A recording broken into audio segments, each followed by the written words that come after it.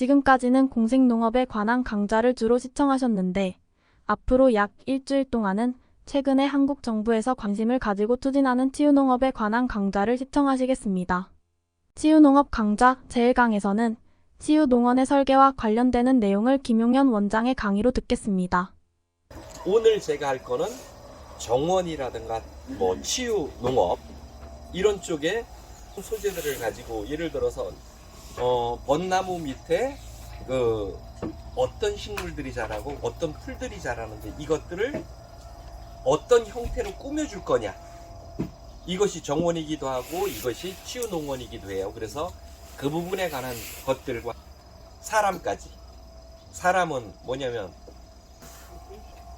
생물학적으로는 들진화된 상태에 있는 우리 인간이 뇌라는 영역을 가지면서 거기에서 일어나는 어떤 일들, 그 부분에 관한 것들을 얘기하는 게 이제 오늘 시간이에요. 정원을 꾸미는 일부터 이야기들을 시작을 할게요. 자, 공간이 예를 들어서 내가 어떤 형태로든 공간을 가지고 있다고 가정을 해봐요. 그러면 자, 이 공간에서 기본적으로 제일 먼저 할 곳이 뭐냐면요, 휴식 공간. 이것을 제일 먼저 시작을 해야 돼요. 대부분 사람들이 휴식 공간에 대한 개념들을 못 가져요.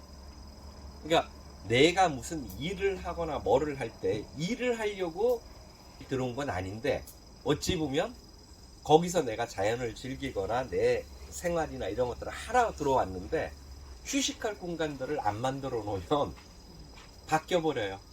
일에 쫓겨요. 그래서 휴식 공간을 먼저 만들어야 돼요.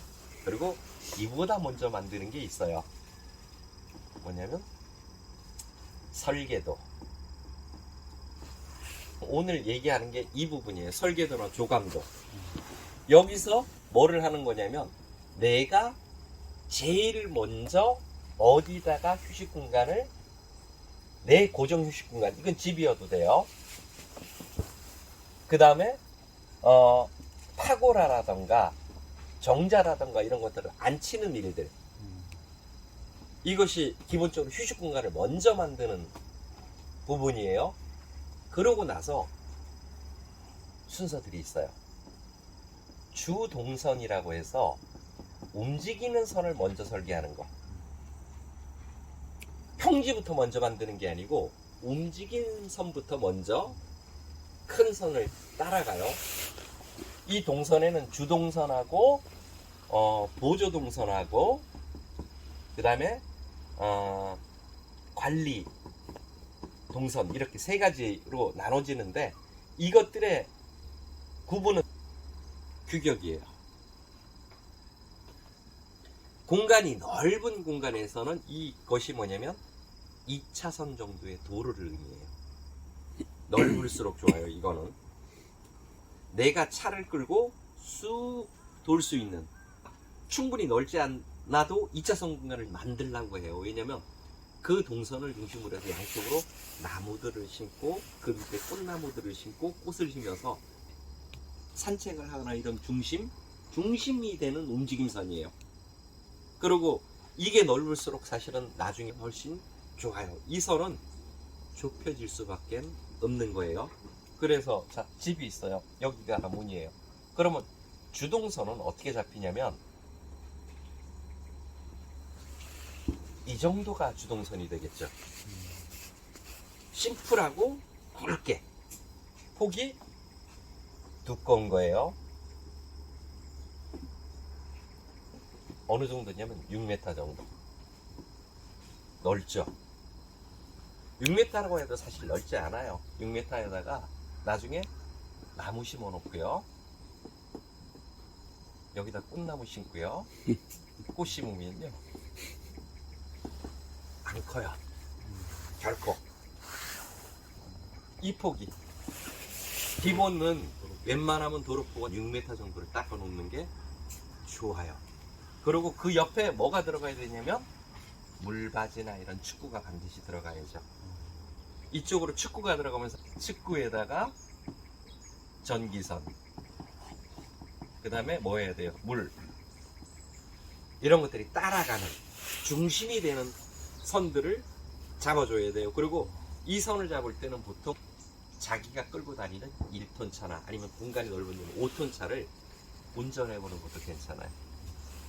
저 같은 경우에도 예를 들어서 정원을 이렇게 천평 꾸민다 이러면 동선을 뭘로 잡냐면 사륜으로 가고 싶은 대로 쭉 가요. 그러면 그것이 거의 동선화돼요.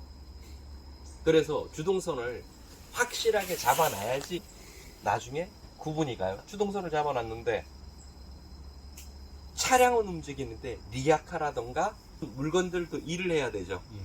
이게 나오는 게 보조동선이에요.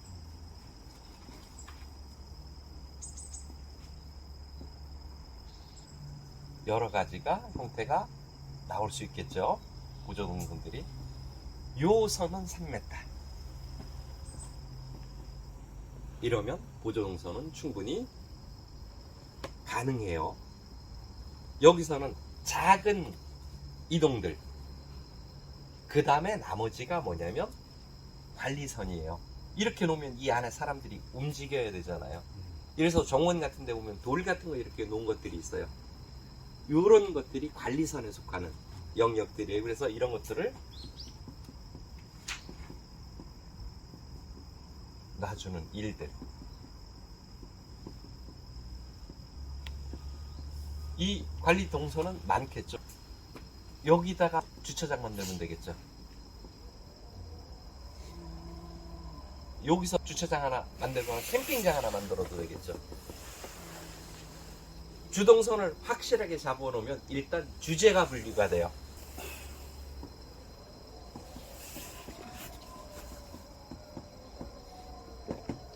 정원을 만들거나 어떤 공간들을 만들 때 제일 헤매는 게 뭐냐면 내가 거기 들어가서 뭘 할지를 모른다는 거예요. 맞아. 주제를 안 잡아요. 주제를 안 잡아 놓으니 설계가 안 나와요. 주제를 잡아야지 뭐가 시작이 되는데, 그래서 체험 농원을 하고 싶다던가 아니면 그 뭐 과수를 하고 싶다던가 뭐를 하는 주제를 명확하게 잡아줘야 되는데 주제를 안 잡으면 이게 나올 수가 없는데 이거를 아주 전혀 모르고 들어가는 게 가장 큰 부분이에요. 이 주제에서는 목적성을 얘기를 해요. 그래서 예를 들어서 내가 이 공간을 목적성에서 자 치유 정원도 있을 수 있고요. 그 다음에 치유 농업도 할 수 있고 어떤 농원 특정한 과수나 이런 농원도 할 수 있어요. 그 다음에 부동산도 하고 싶어요. 넓은 땅을 가지고 아는 사람들 한 20명한테 들어와서 같이 살자 하고 싶어요. 그러면 목적이 부동산이었어요. 그러면 땅값을 최대한 올리는 게 목적이 되는 거예요. 그러면 어떻게 하냐면 이렇게 나눠진 곳에서 이게 정원이 되는 거예요. 주동선을 잡아놓고 그 다음에 어떻게 하냐면 여기를 필지별로 나눠주면 부동산이잖아요. 고가에. 굉장히 괜찮은 생각이에요. 왜냐면 이런 것들이 괜찮게 나눠주면 치유정원이 되기도 해요. 사람들을 공유시킬 수 있는 공유 공간을 어떻게 만들어주느냐에 따라서 목적성을 어디다 둬도 됩니다. 근데 이 목적성은 주제는 명확해야 돼요. 이것이 설정이 안 되고 나면 어떤 그림도 안 나와요.